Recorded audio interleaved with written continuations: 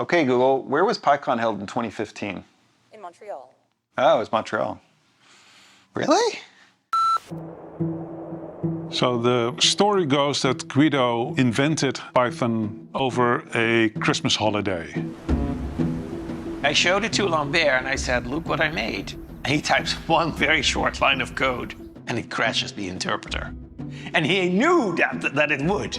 The point escaped me. I didn't know why he thought this was better than ABC and why he had done this whole project. It was a pretty crushing experience, to be honest.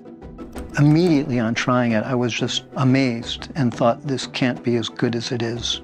You can see Python code, even if you've never written a line of Python. And if you know how programs work, you can understand it and grasp it. You see that click in real time.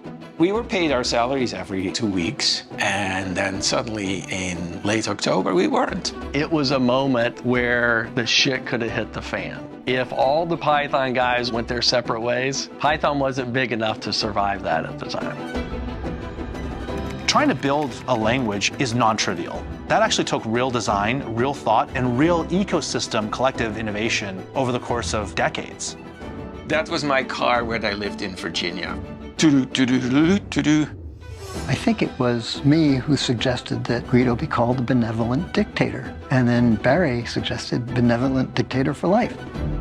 The Python 2 to Python 3 transition was extremely difficult for the community. Some of that probably got away from us a little bit in hindsight. I did feel like Python has a chance of becoming irrelevant.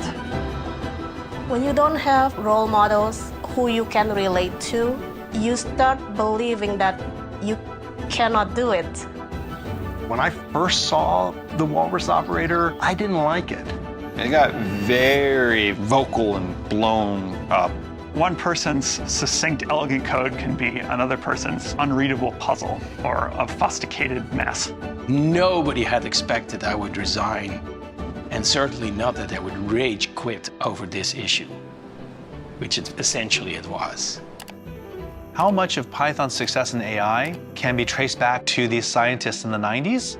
100%. Python's a fantastic language, even if you're not a scientist. I just don't think it would have risen to the level of dramatic usage without the science first, data science, and machine learning story. We had a massive impact in the world.